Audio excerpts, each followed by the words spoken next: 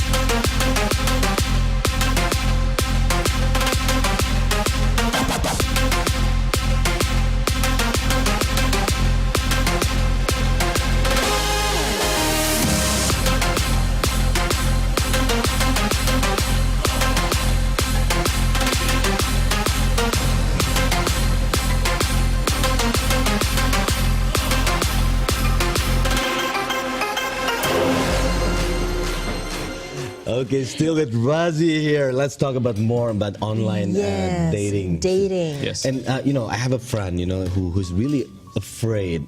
Like I mentioned earlier, is it taboo or is it not taboo? But she's one of those who actually, not interested to get involved with this type of online dating. So maybe how do I, to safety concerns, perhaps. Safety concerns. Yeah. Okay. Yeah. Do you have any stories about that as well? Well, I mean, a lot of people are scared, but even when you invest your money, if you don't take risks, you don't get much reward. I'm not saying you should take risks, but you should take calculated risks. Even if you're scared, I think this is a great way to kind of get outside of your comfort zone and start meeting new people you'd otherwise not meet. And maybe that's the reason why you haven't found someone. If you look at it, who you are is going to attract the people that are going to be close to you. So if you're not willing to take a chance to go out there and start looking and with intention, then you're going to start to meet the same people again and again. Exactly. You're hanging out with the same people again and Same again. And circle. if you haven't found someone or they haven't found you in that setting, then you're never going to get outside of it. So my suggestion is to always build up your common sense. I mean, you have to have common sense in everyday life. Have some common sense when you try online dating, and some of that is just like have a good conversation in a very secure environment. For instance, in Satipa, you have a conversation and you remain anonymous until you exchange your phone numbers. So there is a chat application within the app that allows you to chat with new people without having to exchange your contact details, without exchanging your personal, my number, my email. Have a conversation in that setting, see whether or not, and use your common sense to identify whether or not you're compatible, whether or not this person is okay. Is this person nice? Is legit or yeah, I mean, if you have a long enough conversation with anybody, their true nature will appear. And even if you're not 100% sure and you go out with that person, the first date is very important. We talked about it before, where make sure it's a public place, make sure people know you're going on this date and they're going to check up on you, and make sure that you go home on your own, at the end of the day. But here's the final point. I think with online dating, it's not that you're dating online. It's just an introduction place. It's like having a friend introduce you to someone, and then if you like that person, then you continue. If you don't, you move on. If you look at it from that standpoint and using your common sense, it's pretty safe. Okay, so if you don't like him or her, for example, do they have to give you feedback to the Stipa.com? We ask for feedback. Okay. And primarily it's used to match you better in the future. Okay. But we also ask feedback, is this person, good or not? Okay. Is this person complying to our terms and conditions or not? And if we receive enough bad feedback, we will suspend a person. We have the right to just suspend anybody that we feel doesn't contribute positively to the community. What's normally the main cause of someone, not? Impatience. Impatience. Like one party wants to meet up and the other person's like, oh, let's take it easy. And then they get impatient. Sometimes, you don't get a reply and you're just like really pissed off. I'd like to say that if someone doesn't reply to you, it's your problem, not theirs. Just accept it and move on. So you can't just ignore them? They have to, after a while, they can lodge a complaint to you, or did you just, I mean, there's always they can't keep you there for like ever? No, no. It's like a contact. You can't just, meet up and then, okay, I want to get married. No, please. Yeah, if you're scared, get out now. But if you're not, let's go. But you can close the match. So if you're introduced to someone, you haven't exchanged contact details, and that person becomes creepy, close the match. That person can't contact you anymore. Thing ever when But the person they have our phone number for you. No. Don't exchange phone numbers. In Satipa, talk to them anonymously first through our then chat you app. meet up. Okay. Before you meet up, no, what I mean is like you're chatting on Satipa, right? For the first time. You're having a conversation. If you like the person enough, you give them your phone number, then you take it outside on your phone and then you call them or WhatsApp. But while you're talking on Satipa, that person, let's say that person becomes creepy, close the match, then they won't be able to contact you anymore. They didn't have your phone number, they haven't had the So they chance. don't know. But what about face? What about your profile, your picture? very Is good. it placed there? This is very interesting. It's all based on photos. But my suggestion would be to lower your expectations with regards to physical They could have attraction. just, like Photoshop something, like alter. They can, You know? and that's why I say Victoria's lower Secret your model there or expectations. something. Lower your expectations when you meet up. Talk to the person first. Don't focus too much on the physical attraction. But if they look if you feel like, they're okay, their photo looks okay, they look nice, I kind of like, they look sexy or they look, you know, pretty or handsome, okay, go on a date. You might be disappointed, so I'll lower your expectations. But then when you're on a date, focus on the conversation. Focus on who that person is. Usually, if you have a good conversation, if you get along, they'll become better looking over time. Oh, that is so true. Yeah. And if they're smarter, they are very That's good a good looking. point. Exactly. That's a very good point. See, now we know. But in Jakarta itself, what's the dating scene like here? It's a little bit like in the West now, I think, for middle class and up. I think they're the people that have gone to school abroad, you know, they're coming back, people that watch a lot of TV, movies, they're starting to act like what they see in Hollywood and TV shows. But I think a lot of us, though, in Indonesia are still very traditional. A lot of us still are being matched by our parents, by our friends. A lot of people who are conservative and religious still follow the process that you would follow to get married in the past, which is where you go to the parents, you have a process where you get to know each other within a controlled environment, you make a decision and then you get married. The one thing that I don't think will change anytime soon is that in Indonesia and in a lot of Asian cultures is that when you get married, it's between two families. In that sense, it's very traditional. So who you choose, and this is about managing stakeholders. Who you choose, you have to decide, will that person get along with my family? Will my family like them? And if they don't, and you still want to be with them, make sure they're worth it, because you're going to have to work. You're going to have to make sure you still want to be part of the family. And some people say love doesn't have to be that hard, actually. Really? Yes. Okay, but okay. Speaking of your database, is it more inside Jakarta or outside Jakarta? 50% Jabodetabek. Okay. So all the area surrounding it, but the other 50% is like mainly big cities across Indonesia. So it really is a map of internet connectivity. So can you choose, which city you want to find? We allow you to, but a lot of people in small cities, like we kind of try to push you to be more open-minded. And a lot of our success stories, huge distances. There was one of our first marriages, the guy was working in Papua, in Irian Jaya. Okay. Met a girl in Jakarta, and so they got married.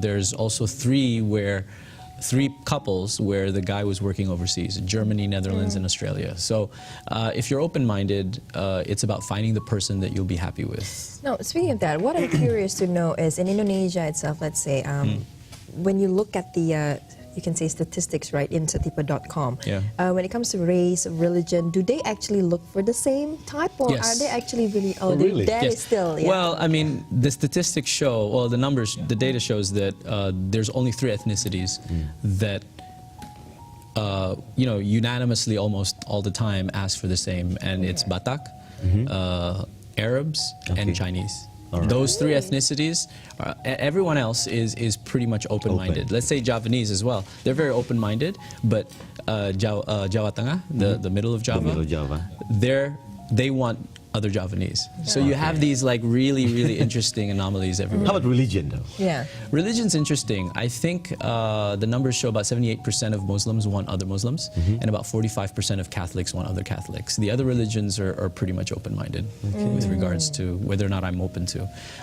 So, yes, there is a strong preference for it, but I think a lot of the pressure is from family.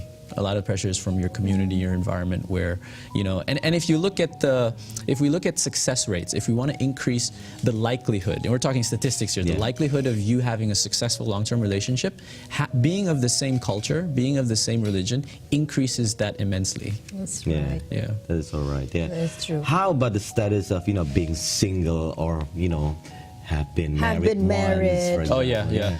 That's interesting. People who have been married or have kids and are divorced or looking for someone, they usually want people of their kind. People that haven't gotten married prefer people who haven't gotten married. That's very clear. Yeah. All right. What about job status? Let's say working, Interesting. like positions and all that. I saw something very interesting, and it's really not about jobs per se. It's about education. The higher, and this is for Indonesia. I don't know about overseas, but the more educated you are, the higher your degree, the more importance. There's a correlation with how important money is, and I think that's an indictment of our education system, where we go to university, we get educated to try and make money. I think there's that sense, and therefore there's this correlation where, why is it that the highly educated people put more stress on the fact that they want someone who is successful? Okay. And how about your database? Do you actually share them with other, like, have you been Other such networking to matchmaking other matchmaking industry in Yeah. We have more on the offline. So online is for online matchmaking, and the algorithm that we build is for the masses. So it's for like the 80% of the people that are just average. In Indonesia, you're either conservative or you're liberal. Okay. You're either right wing or left wing, or you're either religious or you're not religious. But there are anomalies there. The 20% who have gone overseas, who are conservative with certain issues and liberal in other issues. They're very hard to matchmake. And therefore, it requires a more direct approach with a consultant, maybe, if they need help, or family, or, but we work with offline matchmakers, where those 20% that we can't matchmake, we offer them, hey, do you want to use these guys? So we do that reference, yeah. Oh, that's good. So not just, introduction only, but if you need help throughout the way, Yes. we can provide that. So Exactly. we should, hey, no, not We we. should. You should. Not me. Iyal and Tasya. Yeah? Iyal and Tasya. I don't think he's ready. All right. Now, thank you Razi, thank you so much. No worries. for sharing with us. My All right. pleasure. A lot of people out there are actually looking forward maybe to finding and going on, probably downloading right now. Yeah, especially people Hopefully. from Jabodetabek. That's yeah, right. The busy people. Good luck, everyone.